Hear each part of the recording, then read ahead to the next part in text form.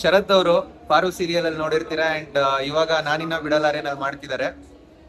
2 ACL reconstruction ಆಗಿದೆ. ಒಂದ್ ಇಂಜುರಿಗೆ ತಡ್ಕೊಳಕ್ಕಾಗಲ್ಲ, ಎರಡೆರಡು ಆಗಿದೆ. ಅಂಡ್ ಆಲ್ಮೋಸ್ಟ್ ಸಿನ್ಸ್ 3 years ನಾನ್ ನೋಡ್ತಿರೋದು. ರೆಗ್ಯುಲರ್ ಆಗಿ ಕ್ರಿಕೆಟ್ ಆಡ್ತಿದ್ದಾರೆ. And you can see him ಎಷ್ಟು ಫಿಟ್ ಆಗಿದ್ದಾರೆ ಅಂತ. It's not an easy thing. So I thought I just ask him.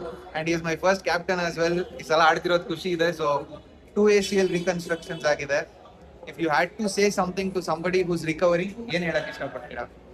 Definitely injuries ಅಂದ್ರೆ ಯಾವತ್ತೂ ಲೈಕ್ ಆ ಮೂಮೆಂಟ್ ಅಲ್ಲಿ ಆದಾಗ ಒಂದು ತಲೆಗೆಲ್ಲ ಮುಂದಿಂದು ಫ್ಲಾಶ್ ಗೇಟ್ ಬಂದ್ಬಿಡುತ್ತೆ, ಹೆಂಗೆ ಏನು ಅಂತ. ಬಿಕಾಸ್ ಫಸ್ಟ್ ಟೈಮ್ ನನಗಾದಾಗ ನಂಗೆ ACL ಬಗ್ಗೆ ಐಡಿಯಾನೇ ಇರಲಿಲ್ಲ. ಬಿಕಾಸ್ ಎತ್ತಿನ್ಸ್ಕೊಳಕ್ಕೂ ಆಗ್ತಾ ಇರಲಿಲ್ಲ. In life long wheel chair ಏನೋ ಅನ್ನೋ ರೇಂಜಿಗೆ ನಾನು ಯೋಚನೆ ಮಾಡಿದ್ದೆ. ಬಟ್ ಆಮೇಲೆ ಅದ್ರ ಬಗ್ಗೆ ನನಗೆ ತುಂಬಾ ಜನ ಎಜುಕೇಟ್ ಮಾಡಿದ್ರು.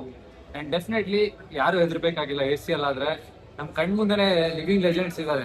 ಎಸ್ಪೆಷಲಿ ಹಾರ್ದಿಕ್ ಪಾಂಡ್ಯ, ರಿಷಬ್ ಪಂತ್. ಸೊ ನೋಡಿದೀವಿ ಅವ್ರಿಗೆಲ್ಲ 2 ಕಾಲು ಅವ್ರಿಗೂ ಲಿಗಮೆಂಟರ್ ಆಗಿ ಇವಾಗ ಇಂಟರ್ನ್ಯಾಷನಲ್ ಲೆವೆಲ್ ಆಡ್ತಾರೆ.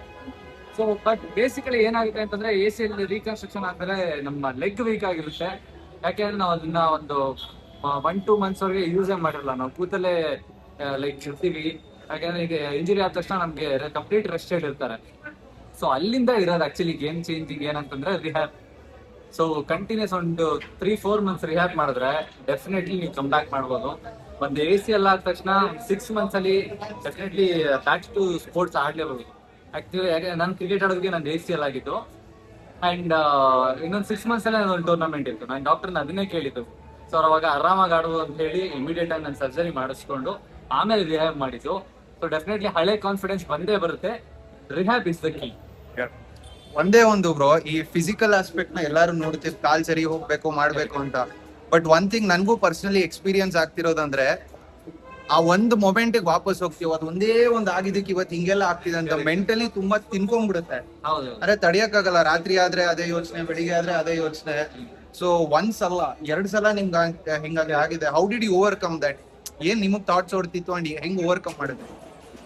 ಒಂದು ಆಗೋಕ್ಕಿಂತ ಮುಂಚೆ ನಾವ್ ಹೆಂಗಿದ್ವಿ ಯೋಚನೆ ಮಾಡಿದ್ರೆ ಆ ಥಾಟ್ ಬರುತ್ತೆ. ಆದ್ಮೇಲೆ ಇವಾಗ ನಾವ್ ಹೆಂಗಿದೀವಿ. ಸೊ ಯಾಕೆಂದ್ರೆ ಆಗಿದ್ ನಾವ್ ಹಿಂಗೆ ಏನ್ ಇಂಜುರಿ ಆಯ್ತೋ ಅಲ್ಲಿಂದ ನಮ್ಗೆ ಏನಿದ್ರು ನೆಕ್ಸ್ಟ್ ಮೇಲೆ ಹೋಗ್ತೀವಿ ನಾವು. ಅಂದ್ರೆ ಅಲ್ಲಿಂದ ನಾವು ರಿಕವರ್ ಆಗ್ತಾ ಹೋಗ್ತೀವಿ. ಸೊ ಅದನ್ನ ಯೋಚನೆ ಮಾಡ್ಬೇಕು. ಹಿಂದಿನ ಯೋಚನೆ ಮಾಡಿ ಪ್ರಯೋಜನ ಇಲ್ಲ, ಯಾಕಂದ್ರೆ ಇಂಜುರಿ ಆಗಿ ಹೋಗಿದೆ. ಸೊ ಅದಾದ್ಮೇಲೆ ಮತ್ತೆ ನಾವು ಹೆಂಗೆ ಬ್ಯಾಕ್ ಟು ಲೈಕ್ ನಾರ್ಮಲ್ ಹೆಂಗ್ ಆಗ್ಬೋದು ಅನ್ನೋದ್ರ ಬಗ್ಗೆ ಯೋಚನೆ ಮಾಡ್ಬೇಕು. ಸೊ ಡೆಫಿನೆಟ್ಲಿ ಇವ್ರು ಹೇಳ್ದಾಗೆ ಮೆಂಟಲಿ ಪಾಸಿಟಿವ್ ಆಗಿರೋದು ತುಂಬಾ ಇಂಪಾರ್ಟೆಂಟ್. ಏನೇ ನಾವು ರಿಹ್ಯಾಬ್ ಮಾಡ್ಬೋದು, ಎಲ್ಲ ಏನೇ ಮಾಡ್ಬೋದು, ಬಟ್ ಇಲ್ಲಿಂದ ನಾನು ಮಾಡ್ತೀನಿ, ನನ್ಗೆ ಆಗುತ್ತೆ ಅಂತ ಇರಬೇಕು. ಒಳ್ಳೆ ಫಿಸಿಯೋನ ಹತ್ರ ಹೋಗಿ ಅದ್ರ ಜೊತೆ ಚೆನ್ನಾಗಿ ಕರೆಕ್ಟ್ ಆಗಿ ಫಿಸಿಯೋಥೆರಪಿ ಮಾಡಿದ್ರೆ ಡೆಫಿನೆಟ್ಲಿ ಆ ಕಾನ್ಫಿಡೆನ್ಸ್ ಮತ್ತೆ ಬಂದೇ ಬರುತ್ತೆ. So thank you. ನನಗೆ ಒಂದು ಟೇರ್ ಹಾಕ್ಬಿಟ್ಟೆ, ಸಿಕ್ಕಾಬಿಟ್ಟೆ. It eats you up from the inside. ಮತ್ತೆ ನಾನು ಮೊನ್ನೆ ಮಾತಾಡ್ತಿರ್ಬೇಕಾದಾಗ ಇವ್ರ ಹತ್ರ ಒಂದಾಗಿದ್ ನೆನಪಿತ್ತು, 3 years ಬ್ಯಾಕ್ ಆಗಿದ್ದು. ಇವ್ರು 2 ಆಯ್ತು ಅಂತಂದ್ರು. ನನಗೆ ಅರ್ಗಿಸ್ಕೊಳಕ್ಕೆ ಆಗಿಲ್ಲ. ಒಂದಕ್ಕೆ ಇಷ್ಟು ಹಿಂಸೆ ಪಡ್ತಾ ಇದೀವಿ. And 2 it's truly inspiring. So I am like there is always hope to come back. So thank you for your time. And pleasure. ನೋಡೋರ್ಗು I hope this helps. Definitely.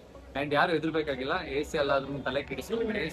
And ಇವಾಗ ನಾನ್ ಕಮ್ ಬ್ಯಾಕ್ ಹೆಂಗ್ ಮಾಡಿದೀನಿ, ಕಾರ್ತಿಕ್ ಹಂಗೆ come back ಮಾಡ್ತಾ ಇದಾರೆ. ಇವಾಗ ಇನ್ನೇ ನಮ್ ಟೂರ್ನಮೆಂಟ್ ಸ್ಟಾರ್ಟ್ ಆಗ್ತಾ ಇದೆ. ಮ್ಯಾಚ್ ಹೈಲೈಟ್ಸ್ ಎಲ್ಲ ನೀವೇ ನೋಡ್ತೀರಾ ಎಷ್ಟು ಚೆನ್ನಾಗಿ ಆಡಿರ್ತಾರೆ ಅಂತ. Thank you bro.